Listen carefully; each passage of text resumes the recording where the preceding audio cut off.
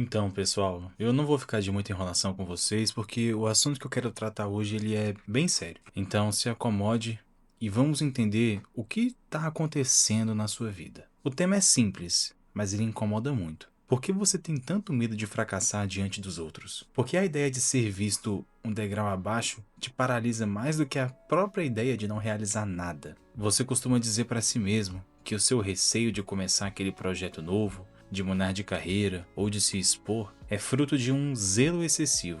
Você se autodenomina perfeccionista. Diz que se for para fazer algo, tem que ser bem feito. Mas convenhamos, isso é mentira. Vamos começar quebrando essa primeira camada de verniz. O perfeccionismo, ele não é um padrão de excelência. Ele é um escudo de proteção. Você não tem medo de falhar porque ama a perfeição das coisas. Você tem medo de falhar porque ama a sua autoimagem de competência. Você é viciado na ideia de que as pessoas te vejam como alguém que tem potencial. E o potencial é a coisa mais confortável do mundo. Sabe por quê? Porque enquanto algo é apenas potencial, ele nunca pode ser criticado. Um potencial é uma promessa infinita que nunca precisa enfrentar o verdadeiro teste da realidade. E existe uma diferença brutal entre querer vencer e querer ser visto como alguém que vence. Quem quer vencer aceita o lixo, aceita o erro, aceita aquela ideia ridícula que quebra na primeira tentativa. Agora, quem quer ser visto como um vencedor, essa pessoa está presa em uma jaula de vidro. Você alimenta o tempo todo a vontade de querer mudar.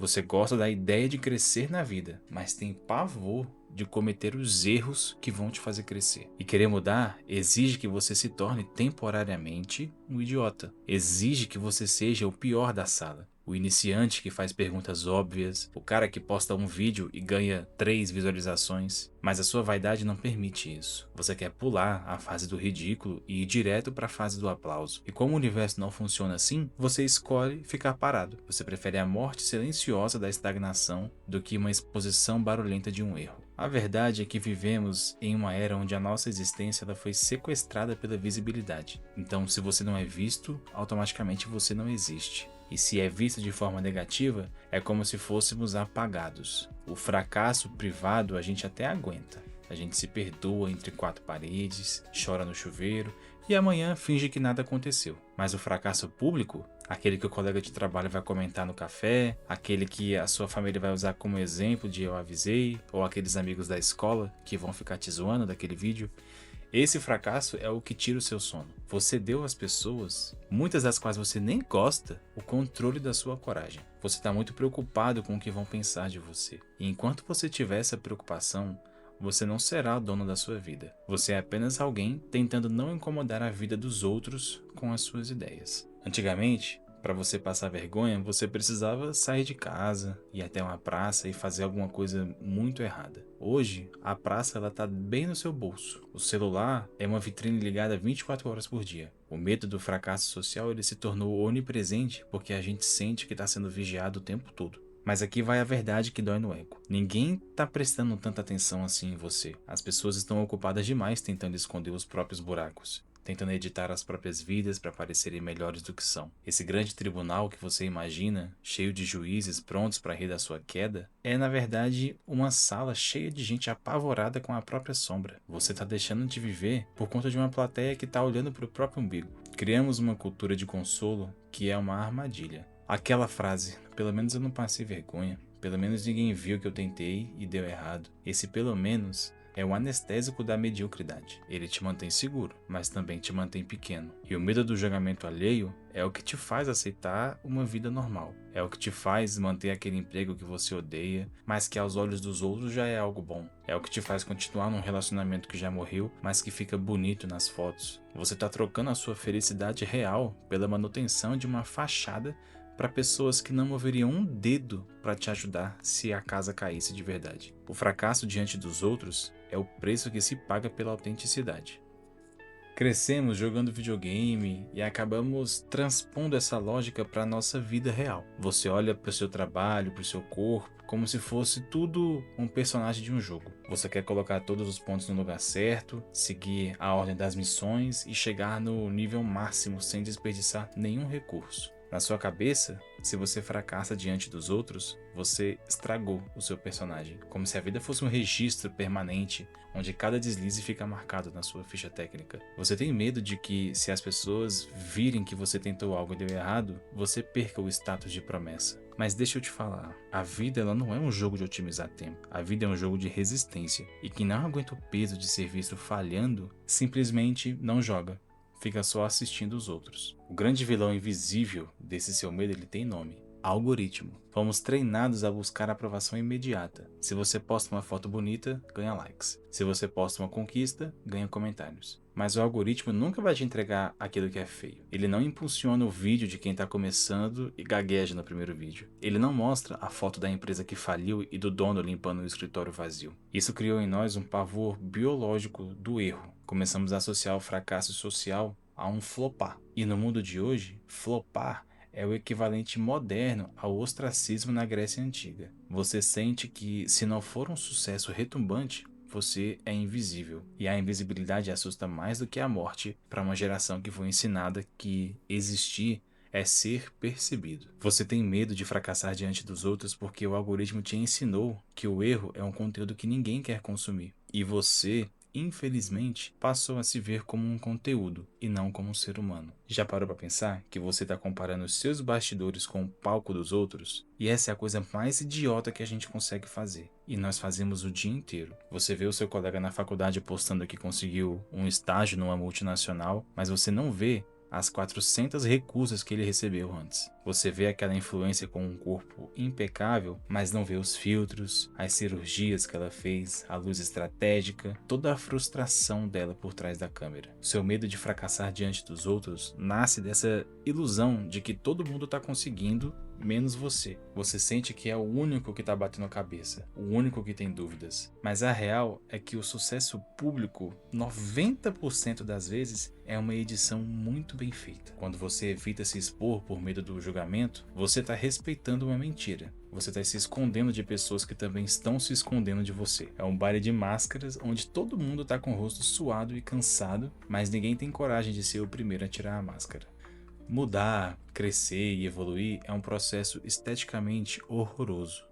É suado, é confuso, difícil e cheio de momentos em que você parece um idiota. Mas a gente vive na era da estética. Se não for instagramável, não serve. Você quer que a sua jornada de superação seja um corte de filme motivacional. Mas na realidade, a mudança é você acordando às 2 da manhã se perguntando por que decidiu fazer aquilo, sentindo o peso do olhar de julgamento da sua família e querendo se enfiar no buraco. Aquele nível de vergonha que não tem como esconder. É aí que você percebe que a mudança está acontecendo. E nós perdemos o respeito pela bagunça. Você tem medo do fracasso social porque o fracasso ele não tem filtro. O fracasso ele é cru. Ele mostra a nossa vulnerabilidade de um jeito que a gente desaprendeu a lidar. Você quer ser a sua versão 2.0, mas não quer passar pelo erro de sistema, pelos bugs. Mas sem esses problemas, você nunca sai do protótipo. Você fica sendo uma ideia bonita que nunca saiu do papel porque teve medo de falhar na frente de todo mundo. Temos essa mania de achar que o nosso ego é uma entidade sábia que nos protege. Não faz isso, você vai passar vergonha. Aquela vozinha, não fala aquilo, vão rir de você. A gente escuta essa voz como se fosse um conselho de um mentor super experiente. Mas na real, o seu ego é um estagiário desesperado, morrendo de medo de ser demitido, tentando manter as aparências em uma empresa que ele não sabe gerenciar. Então, o trabalho do ego não é te fazer feliz, não é te fazer crescer e muito menos te tornar uma pessoa melhor. O único trabalho do ego é manter a sua imagem intocada. E uma das ferramentas mais perversas do ego é a construção de uma identidade estática.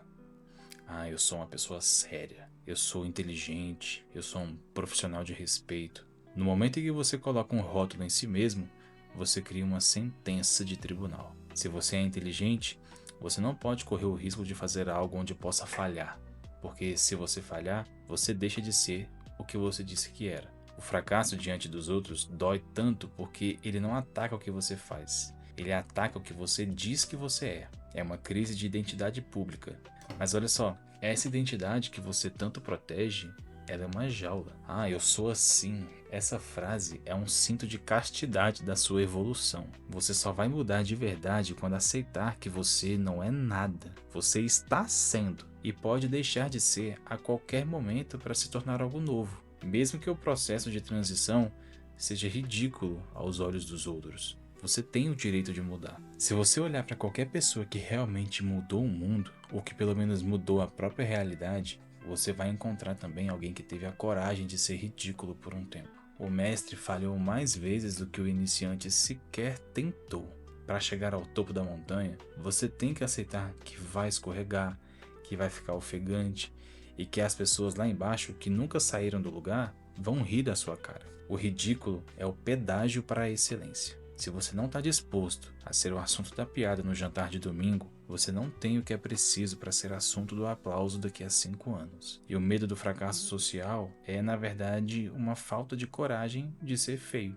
E a beleza real, a conquista real, ela nasce justamente da capacidade de abraçar a própria feiura enquanto o processo ainda está em curso. Existe um momento na vida em que o seu orgulho ele vai precisar sangrar. Você precisa chegar no fundo do poço social, olhar para os lados e perceber que, sim, as pessoas viram que você não deu conta. E sabe o que acontece depois disso? Nada. O sol nasce no dia seguinte, os boletos continuam chegando e o mundo não parou para lamentar a sua queda. É aí que a mágica acontece. Quando o seu maior medo, o julgamento alheio, se concretiza e você percebe que ainda está vivo, você se torna imparável. Você se torna perigoso para o sistema. Porque agora você não tem mais nada a perder em termos de imagem. Você quebrou essa corrente. Mas sangrar o orgulho dói.